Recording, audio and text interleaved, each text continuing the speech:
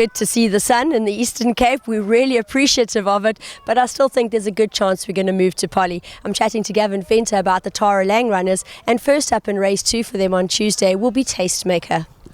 Yeah, no, like I said to you last week, I'm tipping these horses as on the Polly. There's no doubt we're going to race on the Polly. We can't race on the grass. We've had so much rain, and luckily we've got a track to race on. So yeah, I'm tipping for the Polly. Tastemaker, disappointing last time out. Her best runs have been 1400 at Gravel on the Polly, but we're bringing her back to the 12. I think the 12, she shows a lot of speed. I think the 12 is going to be up her alley.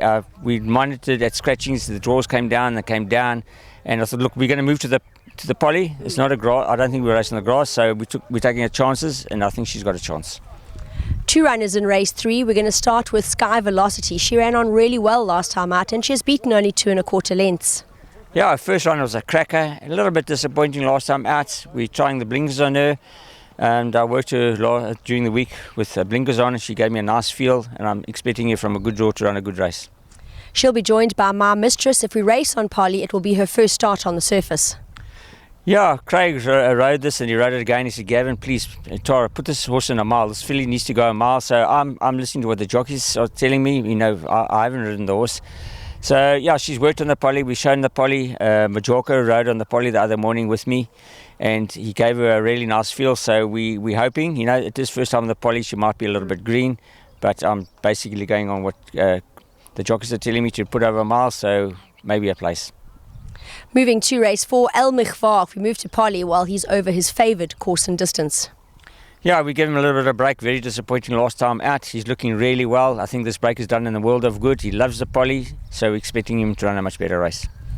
In the background, enjoying some grass after work, is Timbavati River. Now he'll run in race 5. Holding form well, he was only beaten by the favourite, a Cape Raider, last time out. Yeah, he's run some nice races on the Polly. The mile was too far, and the next 2 were very good runs. He got beat by they tell me, a decent horse from Cape Town. You know, the jockeys, Cape Town jockeys are telling me you don't understand the horse that beat you, what form it's got in its previous form. So yeah, he was obviously beaten by a nice horse. He ran a good race. We're expecting him to run another good race, and I think he'll go close. Next up in race 6 is Chronicles of Narnia. Her last 2 runs have been decent, and they've been against stronger. Yeah, I waited for this race, Graduation Plate. I thought, look, barring I see Gavin's filly's got a very high rating. She's the horse to beat. But barring that, I thought, let's go for Graduation Plate. She'll be nicely weighted in the race. She hasn't got the best of draws, and now we're going to the Polly, which makes it a little bit more difficult. But purely on handicap terms, I think she's got a good chance. In race 7, Joyous Jubilee will run. Now he ran a cracker last time out because although in form, he had a very, very wide draw to overcome that day.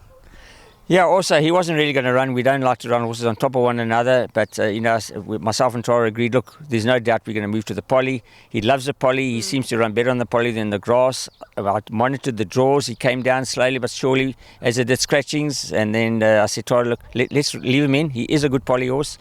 I know it's a little bit soon, but he's fit enough. He doesn't have to do too much work. And we're expecting him to run another decent race. And finally, in race 8, the yard will close with Kilmonivik. Yeah, if we move to the Polly, she's going to come out. From that draw, it's pointless running her from a bad draw. Luckily, we nominate 2 weeks in advance.